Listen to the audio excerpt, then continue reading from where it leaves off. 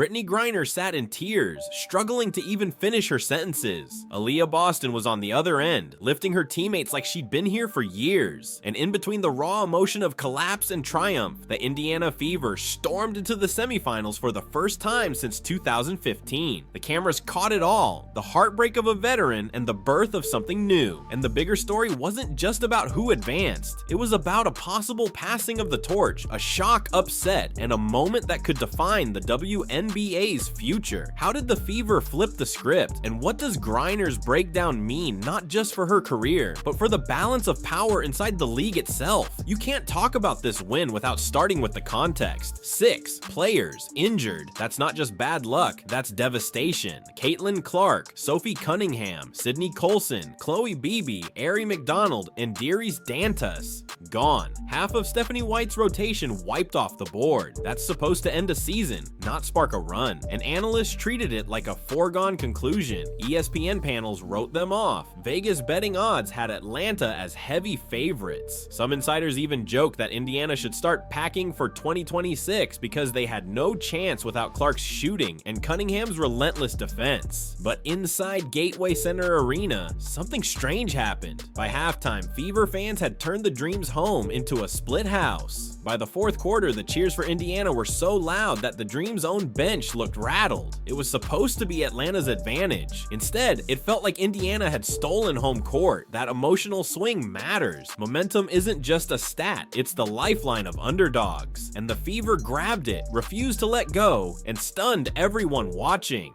And while Indiana celebrated, Brittney Griner broke down. She sat in front of the cameras, holding back tears, admitting, at the end of the day, it's my fault. I let everybody down. Think about that. This isn't a bench player. This isn't a role player. This is Brittney Griner, a generational center who once dictated playoff series by herself. For years, she was the name coaches circled in red. Stop her or lose. Now, she was benched during crunch time in an elimination game. It was jarring. The WNBA community exploded online. Some fans defended her, pointing to the injuries she's battled and the workload she's carried. Others were harsher, saying it's time for her to consider walking away. Memes started flying within minutes of her emotional presser, some sympathetic, others brutal. But everyone agreed on one thing: something was ending, either an era or a career. The matchup said it all. For years, Griner's style was simple but devastating. Overpower opponents, score inside, swat shots into the stands, and force defenses to bend around her. She was a nightmare in the postseason, racking up double-doubles like they were layups. But against Indiana, none of it landed. Boston stood her ground. She didn't chase blocks. She didn't overextend. She used her body, cut off Griner's favorite spots, and forced her into uncomfortable fadeaways. The result? Griner went from being the anchor to being a liability.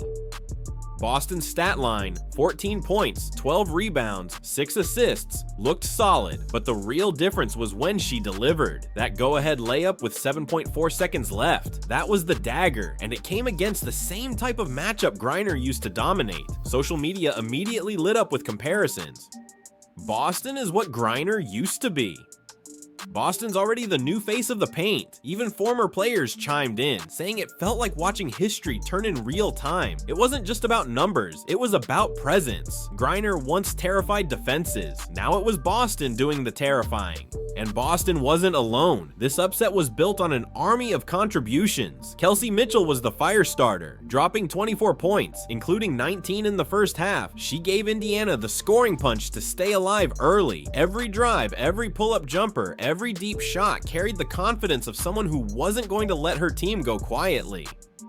Odyssey Sims, a hardship contract pickup, played like she belonged in the spotlight. 16 points, 8 assists, and most importantly, the pass that set up Boston's game winner. Imagine being signed mid-season, only to find yourself deciding an elimination playoff game. That's a story Hollywood couldn't script better. Lexi Hull.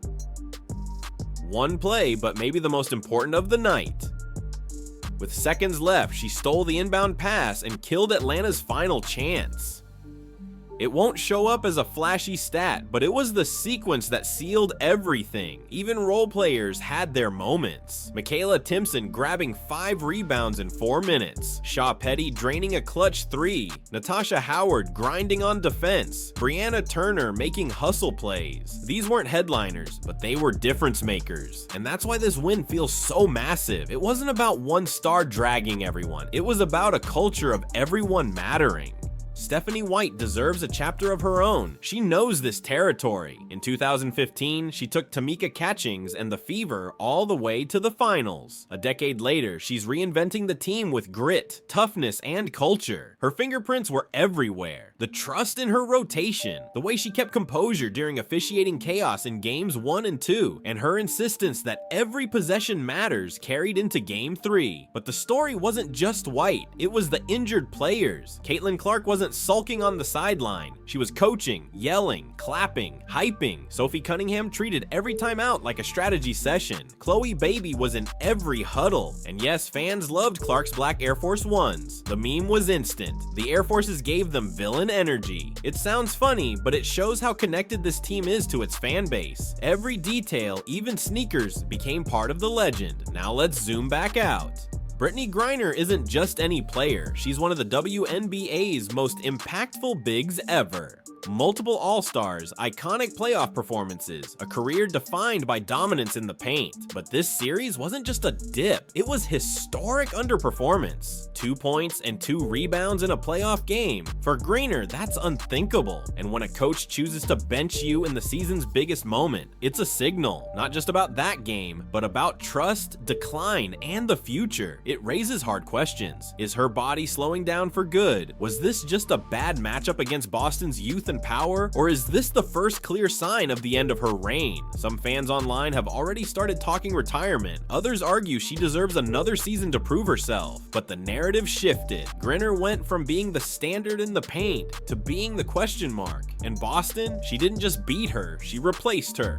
But Indiana can't live in the past, because waiting for them in the semifinals is the juggernaut, the Las Vegas Aces. The contrast couldn't be starker. Indiana, patchwork roster, 6 injured players, everything held together with grit and belief. Las Vegas, fully healthy, loaded at every position, already 2-time champions. This is the team led by A'ja Wilson, who's not just dominating, she's already being compared to the greatest forwards ever. Just last week, she dropped 38 against Seattle. Jackie Young hit a game winner in crunch time. Chelsea Gray runs the offense like a surgeon. This isn't Atlanta's young roster, this is a machine. For Boston, this is the hardest test of her career. Wilson isn't just size, she's versatility. She can defend multiple positions, stretch the floor, and still own the glass. The paint battle between Boston and Wilson might decide the series. For Mitchell, every shot matters. Vegas punishes empty possessions. For Sims, every pass must be perfect. One mistake, and Vegas is sprinting the other way. The Fever shocked everyone once. Doing it again against Vegas would take something even crazier.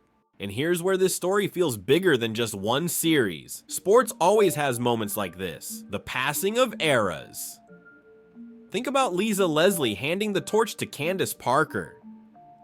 Think about Tamika Catchings' final years as A'ja Wilson was entering the league. Now we might be watching it again. Brittney Griner fading, Aaliyah Boston rising. It's the cycle of the game, but rarely does it happen this clearly, this dramatically in a single series. When the buzzer sounded, history split in 2 directions. On one side, Brittney Griner, emotional, benched, left wondering if this was the end. On the other side, Aaliyah Boston, clutch, dominant, and looking like the future of the position. And that's why this upset feels so massive. It wasn't just about who advanced, it was about who took the spotlight. The Fever are battered, short-handed, and still alive. Imagine what happens when Clark, Cunningham, McDonald, and the rest are back next season. Could this be the birth of the WNBA's next dynasty? Or is Las Vegas about to remind everyone that there's still a massive gap between hopeful underdog and proven champion? Let us know in the comments. Do you think this was Griner's last true playoff run, or is she coming back stronger next year? And don't forget to like, subscribe, and hit that notification bell so you never miss the biggest storylines shaping the WNBA.